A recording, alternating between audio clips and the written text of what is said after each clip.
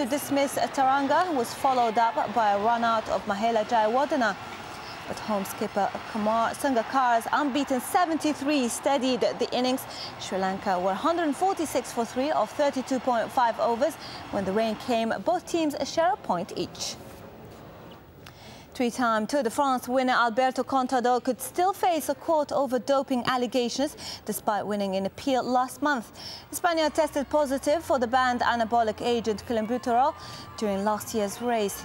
He was initially banned for a year by the Spanish Cycling Federation before having the decision overturned. Now the sport's governing body, the International Cycling Union, are deciding whether or not to appeal that decision at the Court of Arbitration for Sport.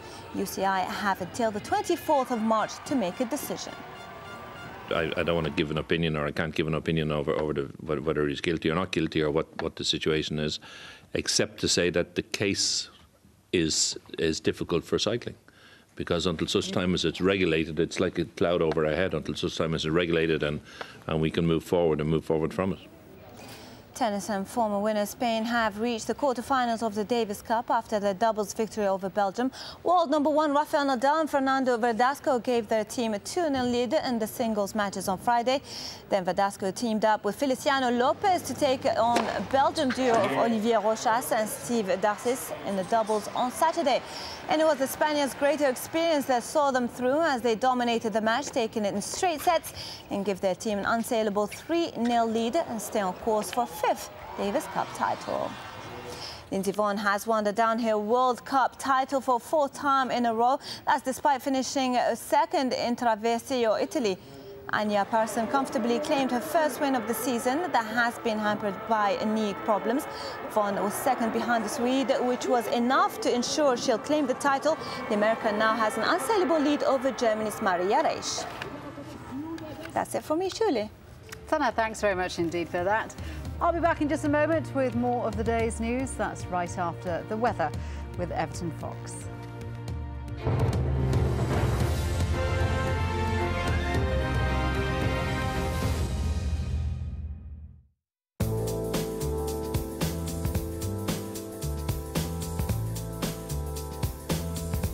Hello there, we've got some very disturbed weather to come across northern parts of Australia over the next couple of days.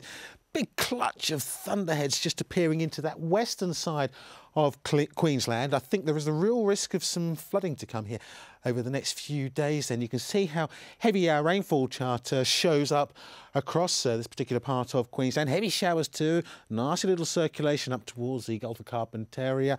Follow these winds round into the southeastern corner. Well, Adelaide will see temperatures getting up to 37 Celsius. Some very hot weather down here. High pressure in charge for southeastern parts of Australia.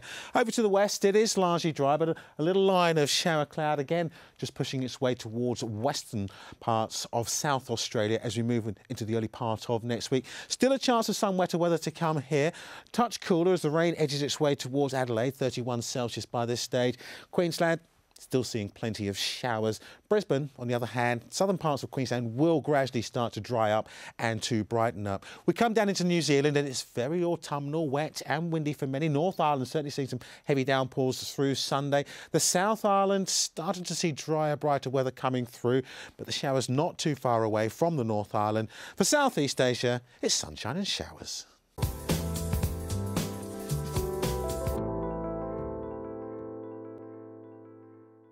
He's taken stolen goods and he's now dumping them onto the world without any sort of consideration for consequences. From people making the news. If the North will be saved a lot of trouble, I think it is important that they should come together. To those it affects. We do accept that there was very bad mistakes made in our banking area. Behind the headlines. Most South Koreans are not interested in reunification. Is the inside story. At this time on Al Jazeera. Information travels in many ways. Knowledge passes in an instant. If you want to communicate with those shaping the headlines, this is your chance to ask questions directly to the people making the news. Riz Khan, at this time on Al Jazeera.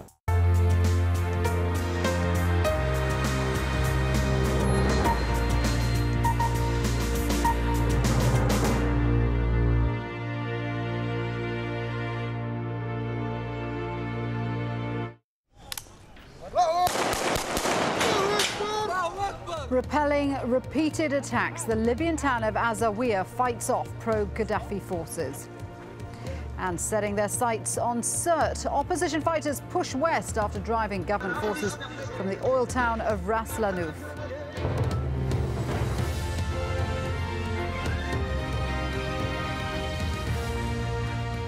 Hello, I'm Shuli Ghosh. You're watching Al Jazeera live from Doha. Also coming up,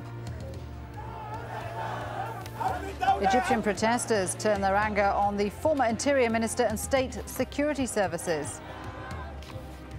Scores are injured as peacekeepers and government forces seize back a key position in the Somali capital.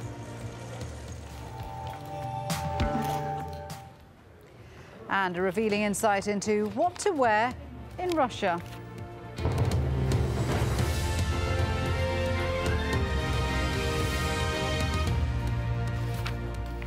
Well, it's been another day of intense fighting for control of Libya. Forces loyal to Muammar Gaddafi are fighting hard to maintain their hold on Tripoli, while opposition forces are trying to push west towards the capital. Scores of people have died in the clashes. Now France and Britain are trying to get a UN Security Council resolution to oppose a no-fly zone in Libya. Let's take a look at the flashpoints in what seems to be one of Gaddafi's last strongholds, Tripoli. Security forces continue to crack down on any hint of dissent. But the most brutal fighting is taking place in AlJazeera. On Saturday, armed opposition groups repelled 2 fierce attacks from Gaddafi's forces. At least 30 people are thought to have been killed.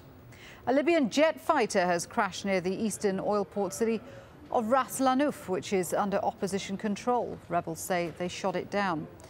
In Benghazi, where the uprising began, more than 17 people were killed when an ammunition depot exploded. Opposition fighters say pro-Gaddafi forces attacked the depot. Lawrence Lee looks at the ongoing battle.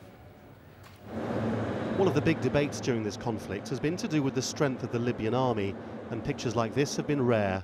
This is the brigade trying to retake the town of AlJazeera, not far from Tripoli, where the fighting has been ferocious. Residents have claimed indiscriminate fire by the army. Soldiers loyal to Gaddafi say this is one fight they're winning. With God's will, we are controlling the entrances and exits of AlJazeera. They cannot get out of the town, and they will not be able to do anything anymore. We are controlling it, and we will control more. If the latest bombardment of AlJazeera is anything like this attack from Thursday, it's easy to understand why locals speak of chaos. Ordinary people are helpless. We are taking refuge in our buildings. Paramedics are also cannot help. We are trying to save the injured and those who have fallen. We are helpless and we see people lying dead and injured on the ground, and we cannot help them at all. The Libyan army is notoriously poorly resourced, which may explain why it's taking them so long to retake one town only a short distance from Tripoli. Even if the opposition fighters are badly trained, the one big advantage they do have is force of numbers. The rebels, for instance, say they've taken Ras Lanouf and are on the march towards Gaddafi's hometown of Sirte. There's still plenty of resolve here. Apart from anything else, they captured and then ransacked the symbolic prize of Gaddafi.